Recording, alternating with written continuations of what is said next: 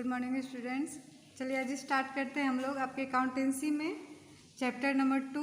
आप लोग please NPO यानी फर्स्ट चैप्टर का अपना एग्जाम्पल दोहराते रहिए, एक्सरसाइज करते रहिए, जो भी दिक्कत हो आप लोग पूछा कीजिए। चलिए आज स्टार्ट करते हैं हम लोग chapter 2 accounting for partnership. Accounting for partnership आप लोगों ने 11th क्लास में अकाउंटिंग फॉर सोल प्रोप्राइटरशिप पढ़ा होगा और बिजनेस स्टडी में आपने पार्टनरशिप पढ़ा होगा, ठीक है ना। तो अगर आपको पार्टनरशिप भूल गया हो तो थोड़ा सा बिजनेस स्टडी से रिवीजन कर लीजिए इसकी थ्योरी यानी इसके फीचर उचर। और चलिए आज हम लोग स्टार्ट करते हैं। तो देखिए आपके बुक में समरी में दिया भी है और यहाँ पे भी, तो आप लोग समरी से इसका नोट जब बनाइए ना तो उसका डेफिनेशन यहाँ से लिख लीजिएगा। देखिए दिया है, आप लोग पहले भी पढ़े हैं कि partnership is defined as relation between person who have agreed to share the profits of a business carried on by all और any one of them acting for all.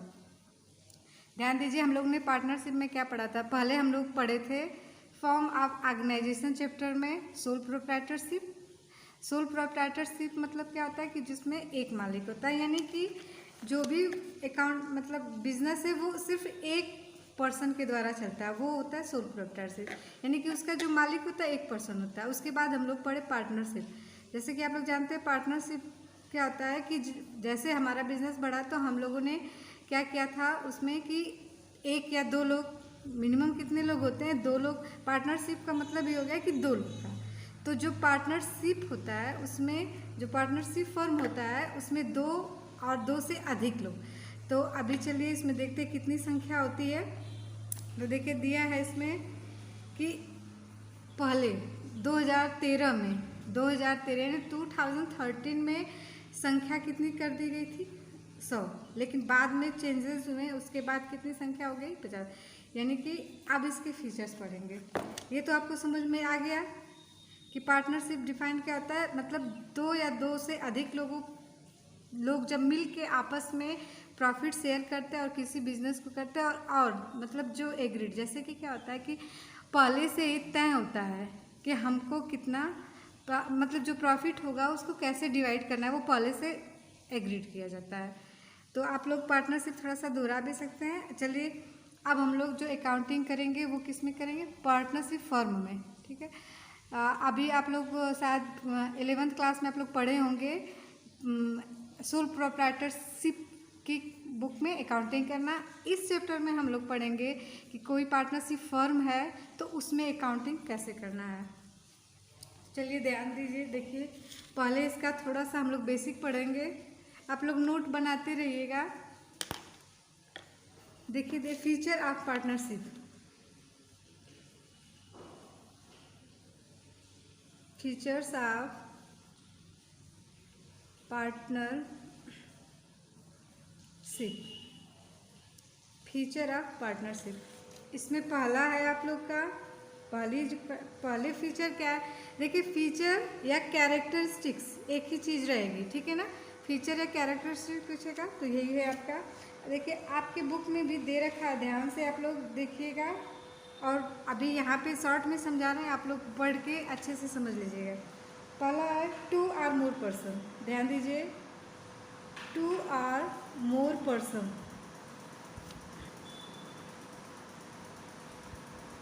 To और मोर पर्सन यानी कि पहला feature कि partnership के लिए कितने लोग की आवश्यकता है, तो मिनिमम 2। आप लोगों ने पढ़ा है पहले का, मिनिमम संख्या होती है आपकी 2 और मैक्सिमम 2014 के अकॉर्डिंग कंपनी मिसलेनियस ने तय किया 50, यानी कि अधिक से अधिक कितने लोग होंगे 50 और मैक्सिमम 50।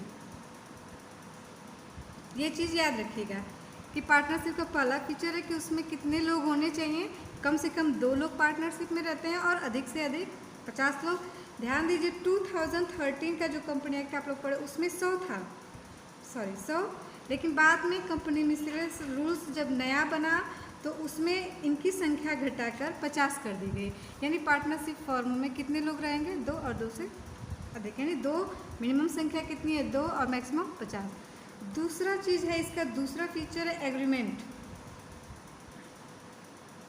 एग्रीमेंट ये आपकी बुक में डिटेल में दिया, हम सिर्फ शॉर्ट पढ़ा रहे हैं, ठीक है ना, कि आप लोग को समझ, क्योंकि ये सब पहले आप पढ़ चुके हैं। एग्रीमेंट क्या होता है?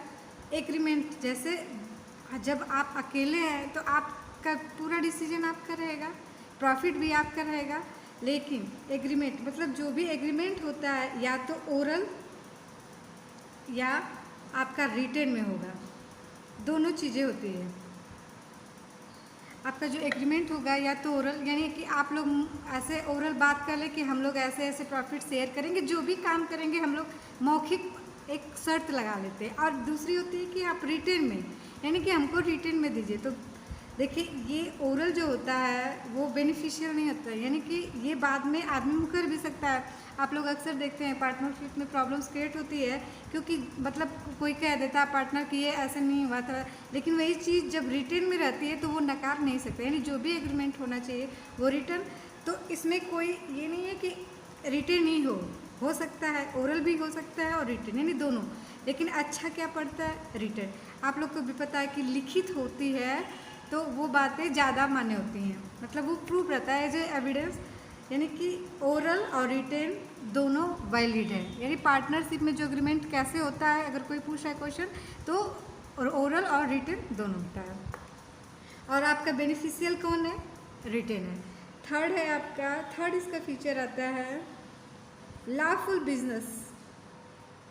लॉफुल बिजनेस, देखिए लॉफुल बिजनेस मतलब क्या होता है? तीसरा इसका फीचर है लॉफुल बिजनेस। जो भी बिजनेस पार्टनरशिप में होता है वो लॉफुल है और लीगल होता है, ये नहीं कि इनलीगल। जैसे आप कहें आपकी मतलब स्मगलिंग, जैसे आप लोग जानते हैं काले धंधे किए जाते हैं, बहुत से गैर कानूनी काम, तो ये जो पार्टनरशिप फर्म होती है वो काम कैसे करते हैं? Lawful business.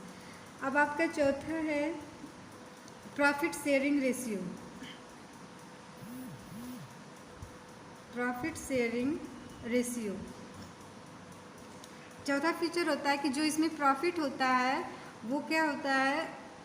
प्रॉफिट का रेशियो, मतलब शेयरिंग का रेशियो होता है, और सभी लोग क्या करते हैं? उसको मान्य करते हैं। यानी कि जो भी प्रॉफिट होगा, मान लेते हैं हमारे फर्म में 4 लोग हैं, यानी पार्टनरशिप फर्म में 4 लोग हैं, तो जो भी प्रॉफिट होगा एक रेशियो निश्चित होता है, और उसी रेशियो में प्रॉफिट क्या होता है? शेयर होता है। आपका पांचवा है म्यूचुअल एजेंसी। म्यूचुअल एजेंसी, देखिए इसको लिख लीजिए आप लोग शॉर्ट में थोड़ा सा एक चीज़। म्यूचुअल एजेंसी क्या होता है? ध्यान दीजिए। Business can be carried on by all any of them acting for all, acting for all। इसको समझिए, म्यूचुअल एजेंसी मतलब क्या होता है, इसको ध्यान से देख लीजिए। जैसे कोई फर्म है, मान लेते हैं सपोज दैट एक फर्म है, उसमें 4 पार्टनर्स हैं। कितने? 4 पार्टनर्स हैं। अनफॉर्चुनेटली एक ने छुट्टी ले ली, यानी लीव, ठीक है, छुट्टी ली। जाहिर सी बात है कोई भी छुट्टी लेता है तो कोई ना कोई रीज़न रहता है, और वो छुट्टी लेने से पहले इस वाले पार्टनर से बोला कि आप हमारे काम जो भी ऑफिशियल वर्क है आप देख लीजिए। तो ये बोला ठीक है हम कर लेंगे, ठीक है। तो इसमें यही होता है कि अगर कोई भी पार्टनर है, अगर वो छुट्टी ले रहा है, वो काम नहीं कर रहा है और 3 ही कर रहे हैं, तो ये नहीं माना जाएगा कि ये नहीं किया। ये एक दूसरे अपने काम को क्या कर सकते हैं? शेयर कर सकते हैं। मतलब कुछ 10 दिन 20 दिन, मतलब जितनी भी वो छुट्टी लेना चाहे लेके, मतलब जाहिर सी बात है कि पार्टनर से तो ज़्यादा छुट्टी नहीं लेंगे, लेकिन अगर इमरजेंसी पड़ता है तो छुट्टी लेने पे इनका काम, मतलब ये जो पार्टनर इनका काम ये कर सकता है, और वो काम जो भी मान लीजिए उस महीने में जो भी प्रॉफिट होगा, ये नहीं कि ये तीनों ही लेंगे, ये चारों लोग ले सकते हैं। जाहिर सी बात है कि ये भी ह्यूमन है, ये भी ह्यूमन है, सबको प्रॉब्लम्स आती है, और कभी न कभी सब लोग क्या करते हैं, कोई ना कोई एब्सेंट रहता है, तो सारे लोग मैनेज करते हैं। इसलिए ये क्या होती है? एजेंसी, म्यूचुअल एजेंसी होती है। यानी कि तरह से कह लिया जाए प्रिंसिपल या एजेंट, सारे पार्टनर क्या होते हैं? एजेंट। ये नहीं कि एक पार्टनर छोड़ के काम चला गया तो दूसरा उसका काम नहीं कर सकता, वो कर सकता है। आपका 6वां है फीचर लायबिलिटी। लायबिलिटी आप पढ़े हैं पिछले साल कि लायबिलिटी पार्टनरशिप में क्या होती है। जितनी भी मान लीजिए आपके फर्म में जितने भी पार्टनर्स है सबकी लायबिलिटी इक्वल रहती है और सबकी अनलिमिटेड लायबिलिटी होती है। आप लोग इसको पहले भी पढ़ चुके हैं ध्यान से, तो इस पर इतना फोकस नहीं करते हैं हम लोग। अब एक चीज़ और दे, आई होप आप लोग को इतना समझ में आया। ये तो रिवीजन है क्योंकि आप लोग पहले पार्टनरशिप अच्छे से पढ़े हैं, और आई रिक्वेस्ट यू कि आप लोग थोड़ा सा जाके बिजनेस स्टडी से इसका थ्योरी पर्सन पढ़ लीजिए। अब हम लोग नेक्स्ट टॉपिक पढ़ते हैं, right of partner.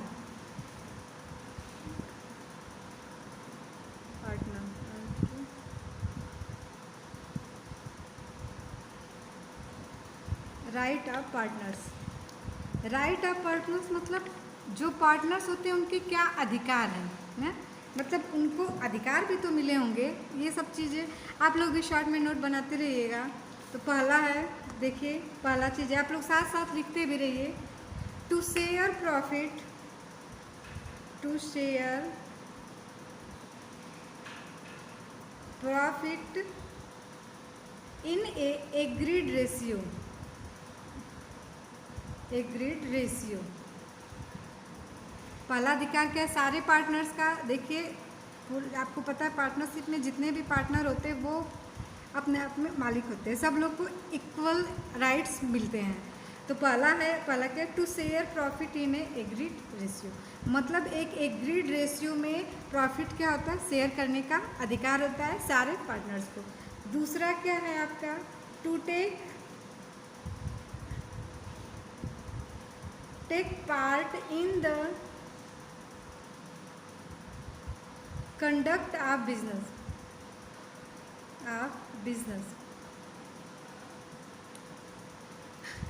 To take part in conduct of business. जितने भी पार्टनरशिप फर्म में हैं वे बिजनेस के कंडक्ट ऑफ बिजनेस, यानी कि बिजनेस के सारे काम काज में क्या करते हैं, बराबर भागीदार होते हैं, यानी कि सारे काम काज करने का अधिकार उनको होता है।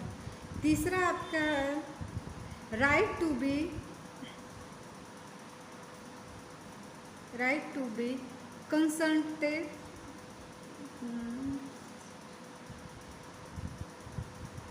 In business.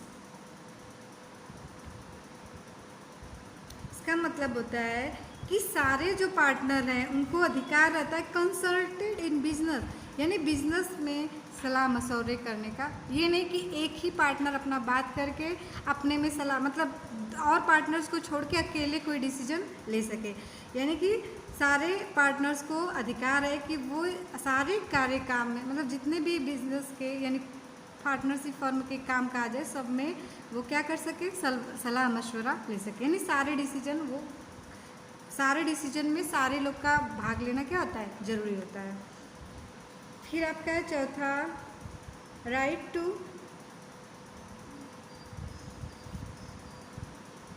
Inspect the books of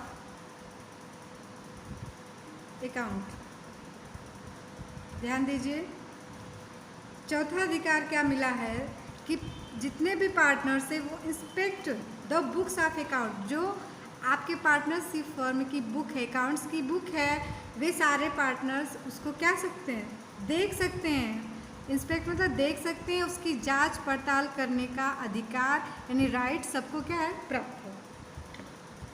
आगे देखिए, राइट टू रिटायर अधिकार आपका। आप लोग इसको शॉर्ट में इसलिए नोट्स बनवाए हैं कि आप लोग को ईजिली ये याद रहे, और आप लोग भी एक कॉन्सेप्ट डायरी बनाइए और ये छोटा छोटा याद कर लीजिए। कीवर्ड है, आपको समझने के लिए ज़्यादा टाइम नहीं लगेगा, थोड़ा सा पढ़ लेंगे तो आपका पूरा चैप्टर थ्योरी पर्सन क्लियर हो जाएगा। अब देखिए, right to retire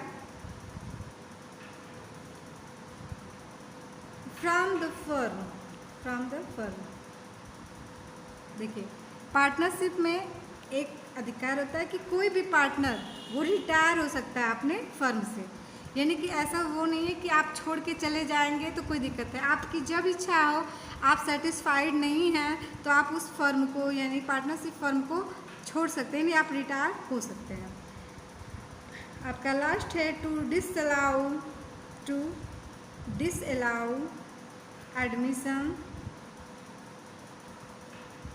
of new partner, new partner. ये बहुत इम्पॉर्टेंट है टॉपिक, इसको समझिए, इससे क्वेश्चन आया है आप लोग का। ये क्या होता है, एग्जाम्पल से समझते हैं। एक हमारा फर्म है जिसके मान लेते हैं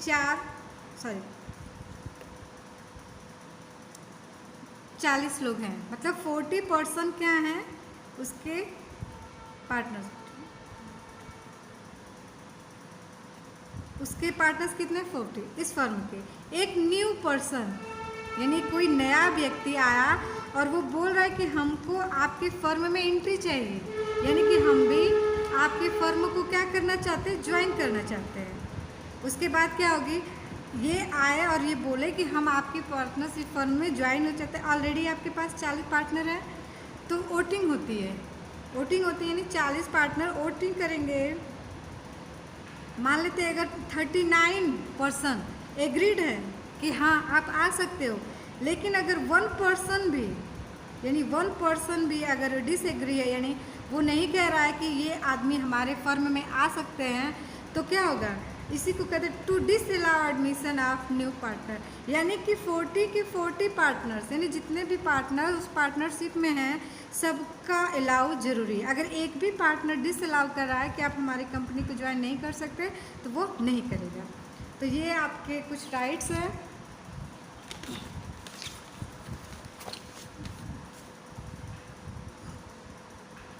अब चलिए एक नया चीज़ पढ़ते हैं। आई होप आप लोग को पार्टनरशिप क्या है, उसके फीचर क्या हैं और उसके राइट्स क्या हैं, इतना समझ में आया। आप चलते हैं आप लोग थ्योरी पोर्शन पे,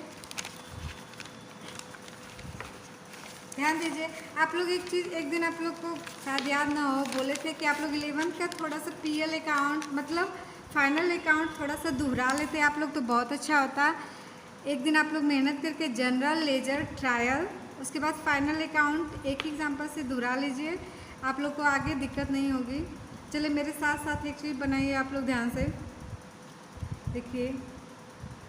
पीएल अकाउंट याद है आप लोग को, पिछली साल आप लोगों ने 11th में पीएल अकाउंट बनाए होंगे, तो उसका खाका आप लोगों ने क्या बनाया, ध्यान है, याद है? आप लोगों ने बनाया होगा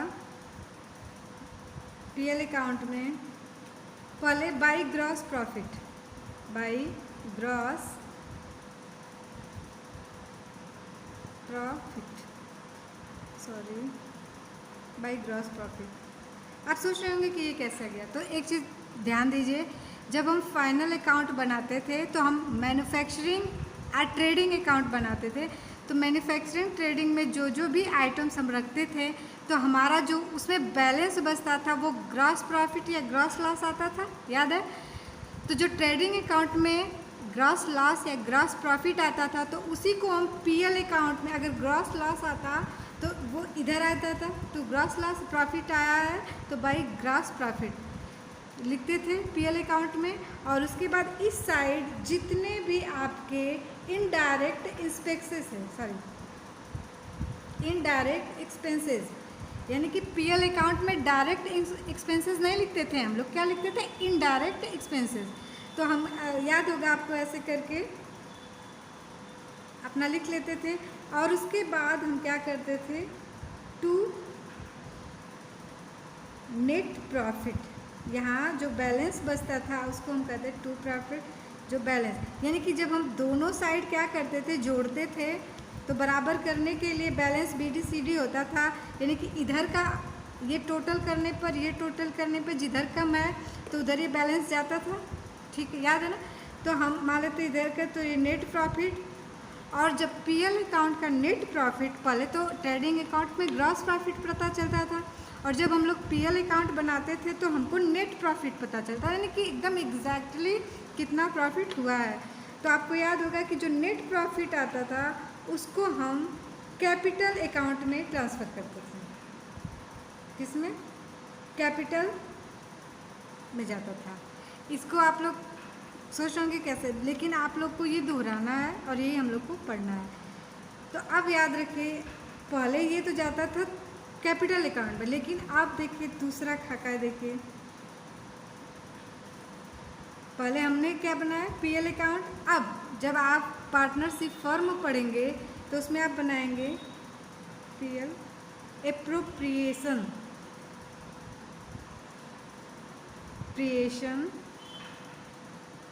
अकाउंट। पीएल एप्रोप्रिएशन अकाउंट आप लोग को याद है, नॉमिनल अकाउंट इसको बोलते हैं, नॉमिनल अकाउंट। नॉमिनल अकाउंट का आप लोग को रूल याद है कि नहीं याद है? ध्यान दीजिए, नॉमिनल अकाउंट का रूल आता था जितने भी एक्सपेंसेस और लॉस है वो डेबिट होते हैं और जितने भी इनकम और गेंस होते हैं वो क्रेडिट होते हैं। ये नॉमिनल नियम का आपका क्या है। तो आइए इसका खाका बना लेते हैं, इसको समझिए, अभी सब कुछ समझ में आ जाएगा आप लोग को।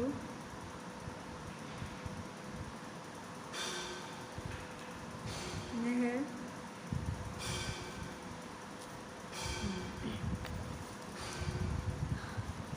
अब तक देखिए वीडियो काफ़ी लंबा हो जा रहा है, कल इसको हम नेक्स्ट वीडियो में एकदम अच्छे से पढ़ाएंगे और इस पर सवाल बताएंगे, ठीक है ना।